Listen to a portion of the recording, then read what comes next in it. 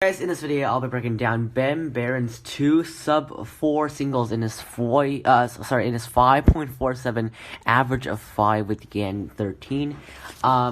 So his two sub-5 singles in this average are 4.82 and 4.97.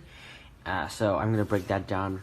And by the way, these breakdowns are done by me. I searched on the SpeedCubeDB, but there are no reconstructions of the solves. So I just took my liberty to just reconstruct it myself. So let's start with the 4.82, which is a more standard solution than this one, and a luckier solution at that.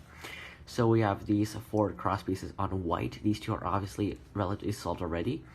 He's gonna plan this corner and this edge during inspection, and I think also this pair, because we'll see in a second.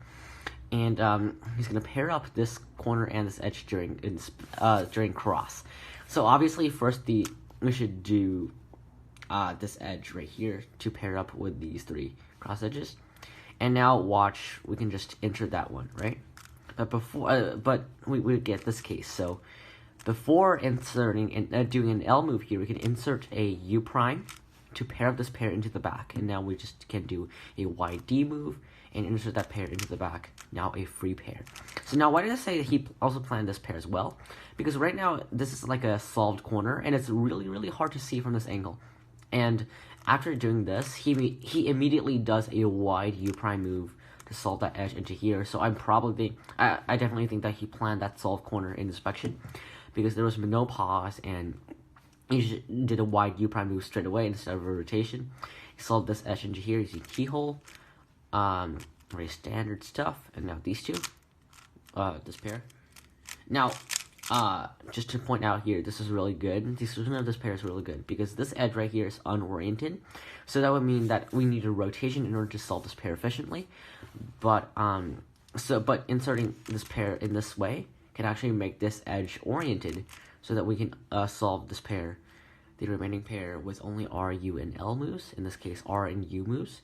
And here is very lucky because he gets all LCB skip and just H perm. And he's done. Alright, that's the 4.82. Very lucky, pretty standard. But the 4.97, although it is a slower time, it has a much better solution in my opinion. And it's much more worth breaking down. 1, 2, 3, 4 cross edges on yellow.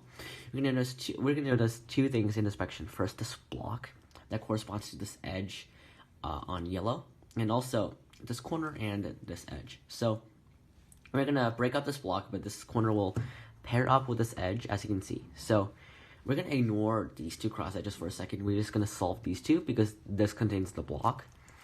So we can solve that block, and notice that this corner and this edge will pair up when we solve that block. So it's really nice here. And now we can just solve the remaining cross edges like this, right? But what about this edge, right? We still haven't inserted this edge that corresponds to this block. So you can do U2, B to insert that edge into the back straight away, and that actually doesn't disrupt the position of these 2 cross edges and this pair.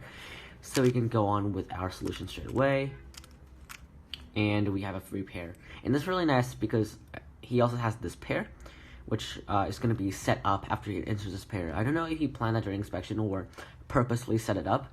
Well, if he did, it was a brilliant X cross plus 2 pairs. But we can just insert those straight away. And now the last layer was pretty meh. I mean, he did get a Z, like a T perm and a good OLL, but it's nothing amazing. Definitely not as lucky as this 4.82, where he got an OLCB skip and just an H perm. So yeah, that was 2 very interesting solves, both of 4s, but very different solving styles. One is like, well, it's just a standard stuff in F2L and a really lucky last layer. The other was brilliant stuff in F2L and a mediocre last layer. So it's, it's a weird juxtaposition here, but it's interesting to see those solves, and I had really great fun while breaking these 2 down myself. I hope you enjoyed that breakdown. Be sure to like and subscribe, and I'll see you in the next video. Bye!